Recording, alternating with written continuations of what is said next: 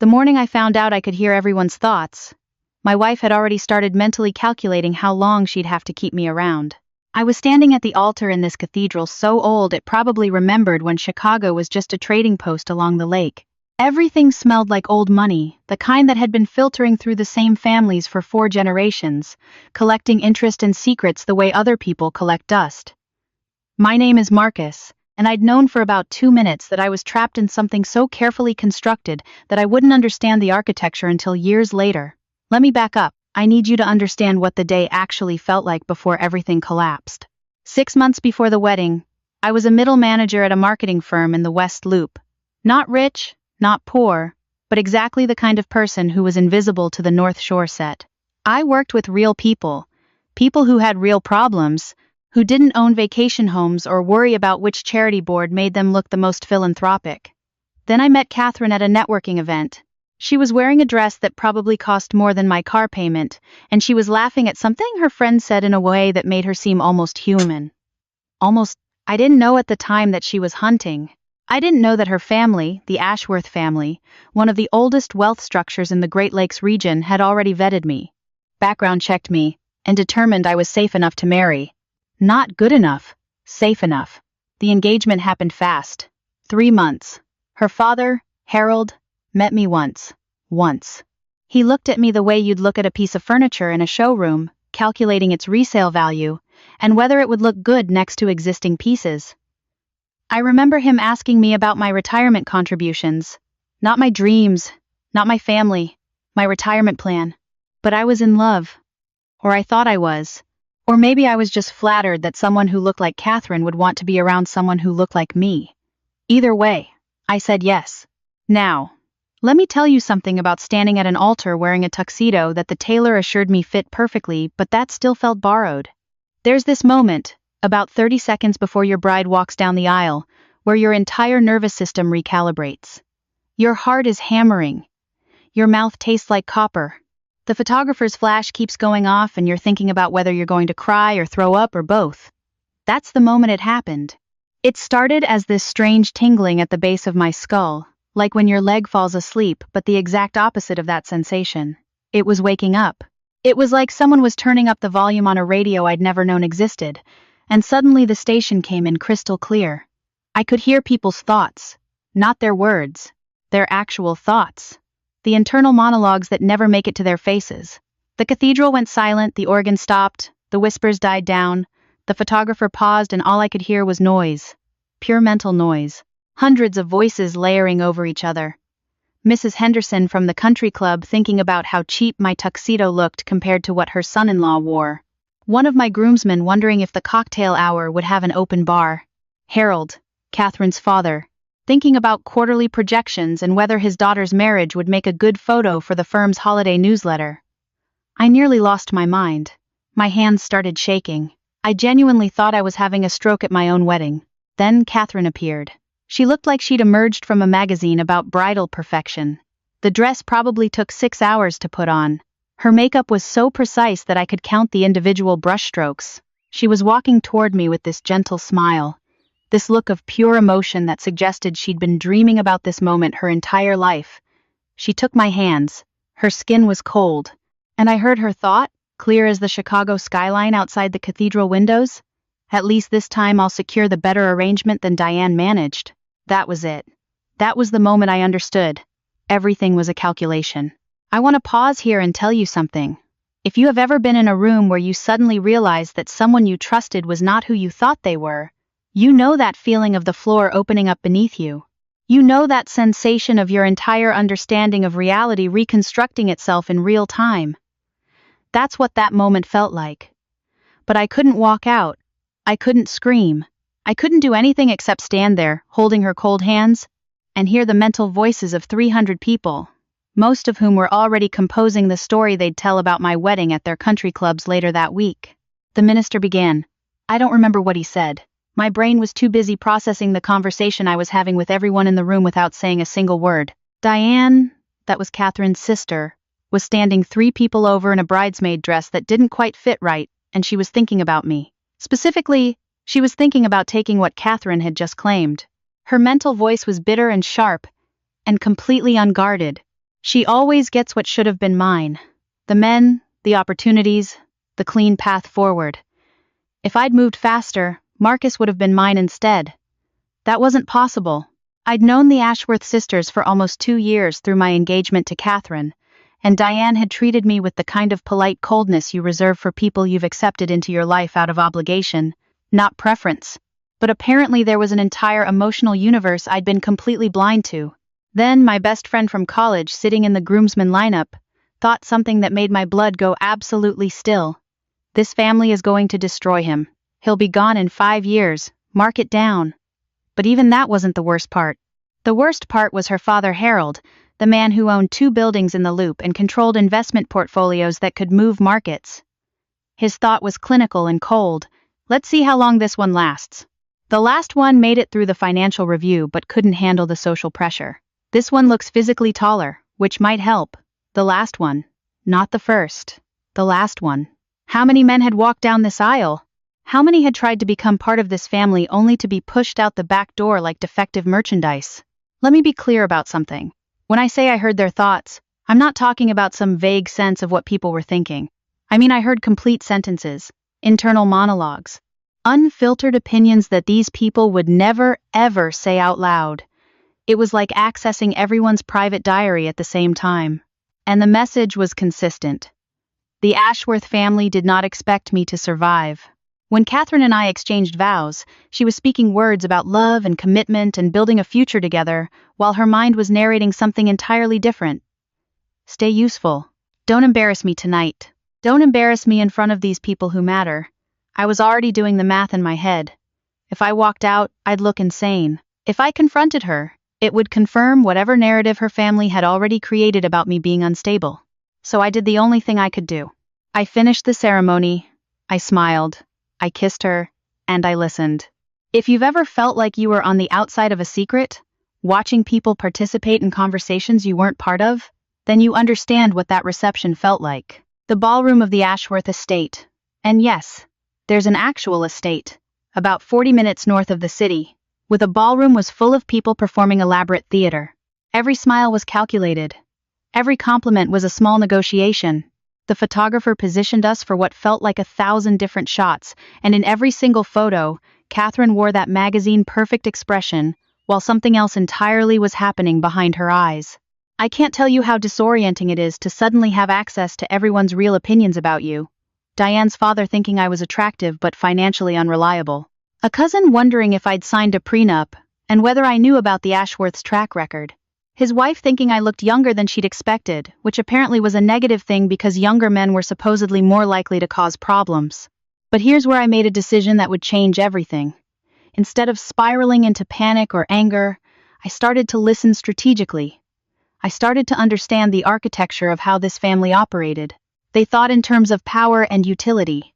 They weren't motivated by emotion, at least not openly. They were motivated by protection of their assets and their reputation. And they had learned through experience with previous husbands, through failures I didn't understand yet, that outsiders needed to be contained.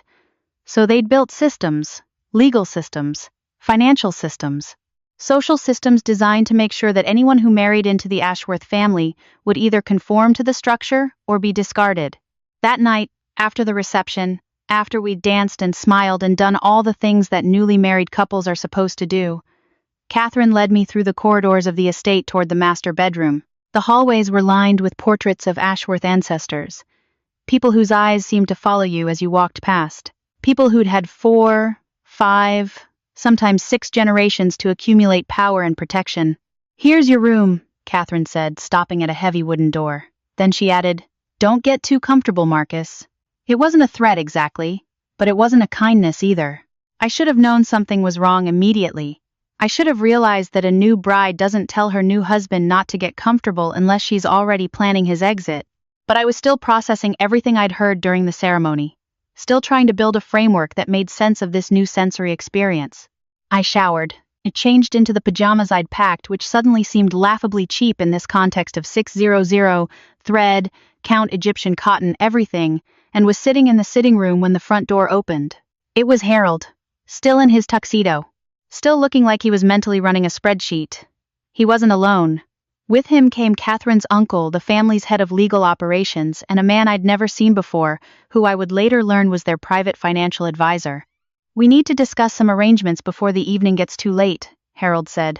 Not a greeting, not a congratulation, straight to business. I remember thinking that if I'd had 5 minutes to prepare, I might have done something reckless. But I didn't have 5 minutes. I had about 30 seconds. And in that 30 seconds, I understood something crucial. The moment I panicked, I lost. The moment I showed fear or anger or tried to reassert my dignity, I confirmed every negative assumption they'd already made about me. So instead, I told Harold I'd be happy to discuss whatever he thought needed discussing. His surprise flashed across his face so quickly I almost missed it. Then it was gone, replaced with calculation. The meeting happened in Harold's study, a room that looked like it had been designed to make people feel small. Books on mahogany shelves, a desk the size of a car, windows overlooking the grounds. The financial advisor laid out a post-nuptial agreement standard for families of this wealth.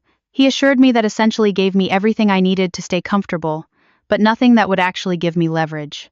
A generous monthly allowance, a condo in Lincoln Park, access to certain trust accounts, but zero stake in the family business, zero input on major decisions, zero real power. I listened to them walk through the terms, and while they talked, I heard what they were really thinking.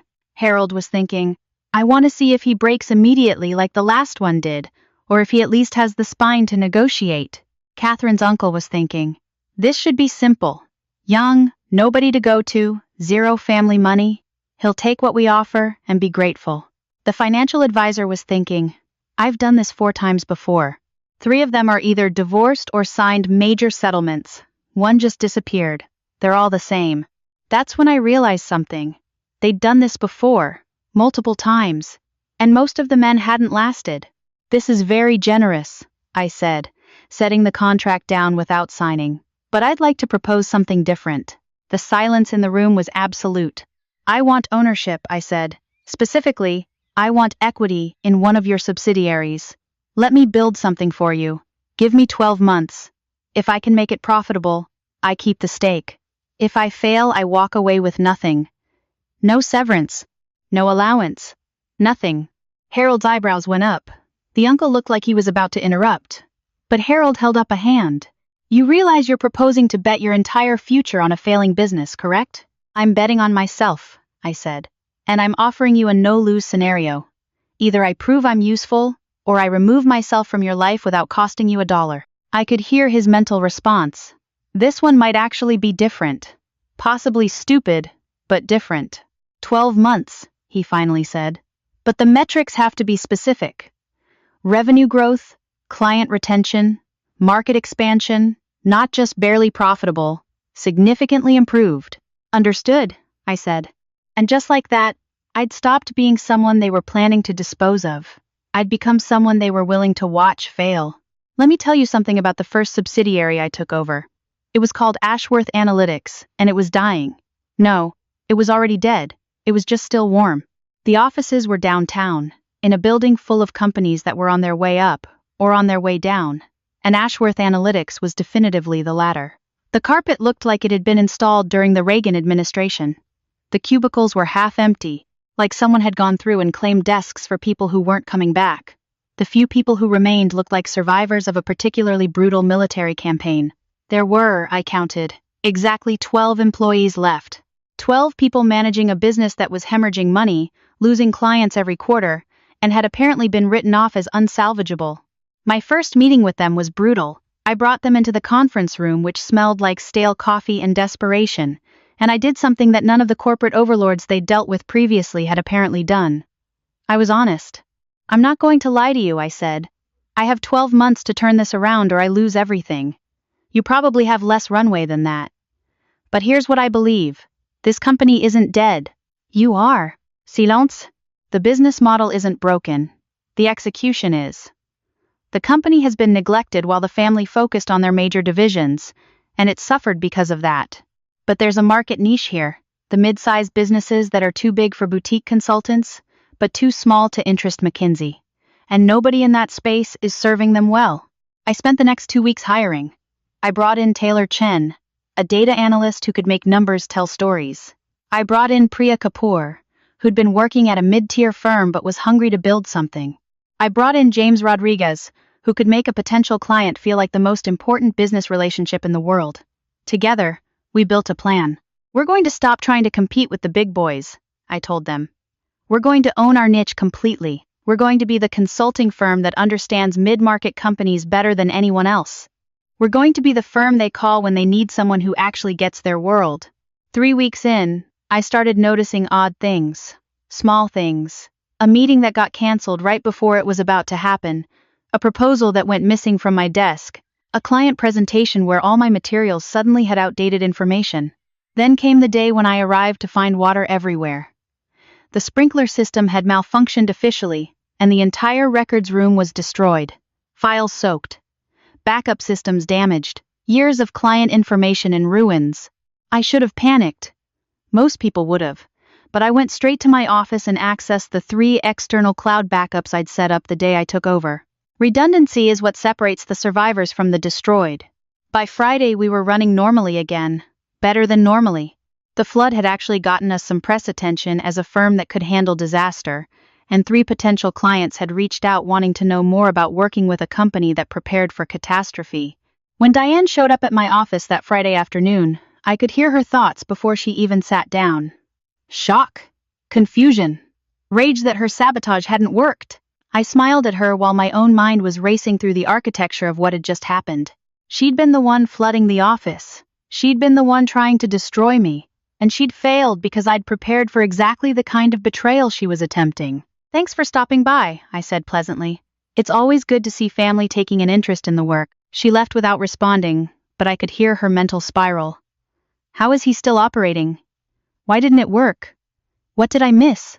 At the 6-month mark, Ashworth Analytics wasn't just performing. It was thriving.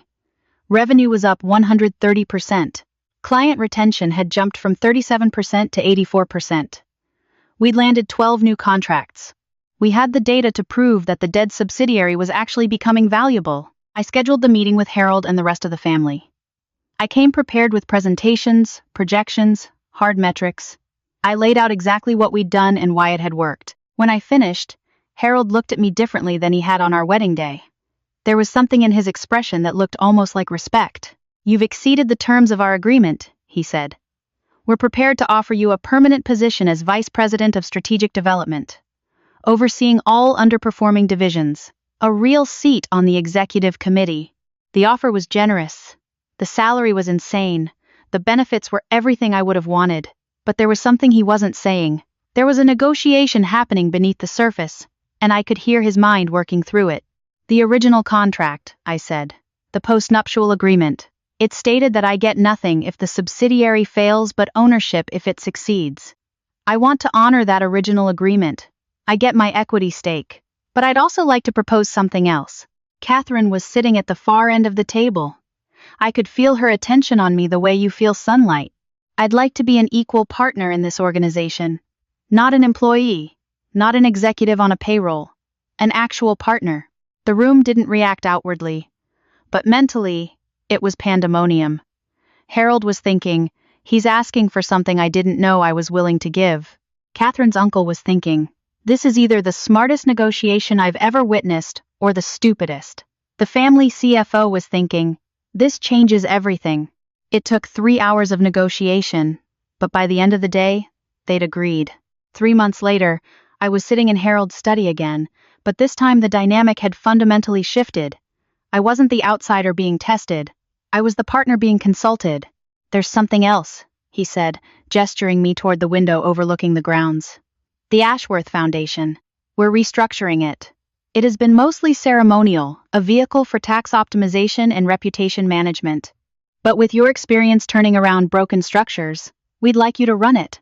Actual power, real decision-making authority. You'd be the public face of our philanthropic operations. I remember looking out at those manicured grounds and feeling something shift in my understanding of how the world worked. 6 months prior, this man had been trying to contain me. Now he was handing me one of the most visible and powerful roles in his organization. The foundation did incredible work. $200 million in annual giving. But it was also a vehicle for influence. Sit on the right boards, fund the right organizations, make the right connections, and you could reshape how power flowed through the entire region. I took the role. Let me talk about power for a moment. When you first get it, you think you want to use it to strike back at the people who doubted you. You want to humiliate them the way they humiliated you. You want to show them how wrong they were and make them feel small. That's the natural impulse. But that's not how power actually works. Real power is quieter than that. 2 years into my role at the Ashworth Foundation, Diane came to see me. She'd spent the time between the wedding, and now in something approaching exile. The family had been polite, but distant. She'd been excluded from business discussions. She'd been passed over for roles that she wanted. She'd become, essentially, irrelevant. She came to my office in the foundation's headquarters in the Loop and asked if I'd be willing to recommend her for a board position. She apologized for doubting me. She said she'd been wrong about my character. She said she'd like to rebuild our relationship. Everything she said was performative. Everything she said was a calculated attempt to regain access to power that had been denied her. And underneath all of it, her mind was a dark place. She was already planning how she'd use a board position to undermine me. She was thinking about allies she could cultivate, information she could gather, ways she could position herself to eventually replace me. I listened to her entire speech. Then I thanked her for coming. But I'm going to need you to understand something, I said. The reason I'm successful in this family isn't because I'm smarter than you, or because I want it more. It's because I understand that power isn't about punishment. It's about positioning. You came here trying to regain something you lost. But what you don't understand is that you're still trying to play the old game, the zero-sum game, where there's a fixed amount of power and if I have it, you don't. The new game is different. The new game is building something that makes everyone around you dependent on you for success. She left my office confused. I could hear her mental protest. He's the same person I tried to destroy, and he's lecturing me about compassion. But she left, and she never tried to approach me again. If you have ever been on the outside of a system that you didn't understand, looking in at people who seem to navigate it effortlessly, you know what it feels like to be fundamentally lost. That's what my first months at the Ashworth estate had felt like. I didn't understand the rules. I didn't understand the power structures. I didn't understand the history and the patterns that governed how this family operated. But once I understood, once I could hear the actual conversations happening underneath the polite facades, everything changed. The ability to read minds wasn't actually the superpower. The superpower was recognizing that most people are far more honest in their private thoughts than they are in their public words. Most people will tell you what they really think if you know how to listen. And if you understand what people actually think, you can position yourself in ways that make you invaluable to them. What I learned about the Ashworth family was that they valued competence above all else. They respected people who could deliver results. They weren't sentimental. They weren't interested in emotional arguments. They wanted people who could solve problems and create value. Once I demonstrated that I could do those things, I became less of a liability and more of an asset. The actual marriage to Catherine transformed too, but not in the way fairy tales would suggest. We didn't fall in love, but we developed what might be even more stable than love. We developed mutual respect. She understood that I wasn't going to be controlled or disposed of. I understood that she had her own agendas and power dynamics she was navigating. We became partners in the practical sense, even if we weren't partners in the romantic sense. So here's what I want to tell you. If you're watching this and you feel like you're on the outside of something you don't understand, the system isn't actually as opaque as it seems. Most of the time, people will tell you exactly what you need to know if you're paying attention. They'll reveal their priorities, their fears, their vulnerabilities. You don't need superhuman abilities to read people. You just need to listen to what they actually say, instead of what you want them to say. The mistake most people make is they show up to situations like this assuming they need to conform. They assume they need to become what the system wants them to be. That's where they lose. Real positioning comes from understanding what the system actually needs and then providing that, but on your own terms. I positioned myself inside the Ashworth family by being willing to take a calculated risk that everyone else said was impossible. I took the one subsidiary they'd written off and turned it into something valuable. And once I'd proven I could deliver that, my entire status within the family shifted. If you're in a situation where you feel underestimated or dismissed, here's what I'd ask you to do. Identify the one thing that everyone says is impossible. Identify the problem that's been written off. Make that your project. Not to prove anyone wrong, screw proving people wrong.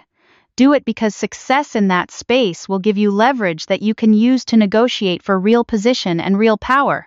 The second thing I'd ask, pay attention to what people actually think, not what they say they think. Most people are far more transparent than they realize. They'll tell you their priorities through their actions. They'll tell you their fears through what they defend. They'll tell you what they value through what they reward. Let me ask you something. Have you ever been in a room where you suddenly realized that everyone around you was playing by rules you didn't know existed? Have you ever felt like there was a conversation happening that you weren't part of? And if you could just understand it, everything would make sense? That's what this story is about. It's about the moment when the invisible becomes visible, and you realize you have more power than you thought. If you've ever felt that way, comment 1 below. If you're currently in a situation like this, if you're trying to figure out how to navigate a system that feels rigged against you, comment 2 and tell me what city you're in. If you think Marcus made the right choice staying in the family instead of walking away, comment 3 and tell me what you would have done differently. I've got to tell you, this story changes how I think about power, about family, about what it means to belong somewhere. These are the stories I'm obsessed with. The ones where someone figures out the hidden architecture of a system and uses that knowledge not for revenge, but for repositioning. If you want to hear more stories like this, stories about power, about systems, about people who found their way into places that weren't meant for them, please hit subscribe. We're putting out new stories twice a week, and each one is completely original, completely reimagined, and completely designed to make you think differently about how the world actually works. This is a fictional story inspired by real emotional experiences, fully rewritten and reimagined in Chicago to create original content. Any resemblance to real people or events is coincidental.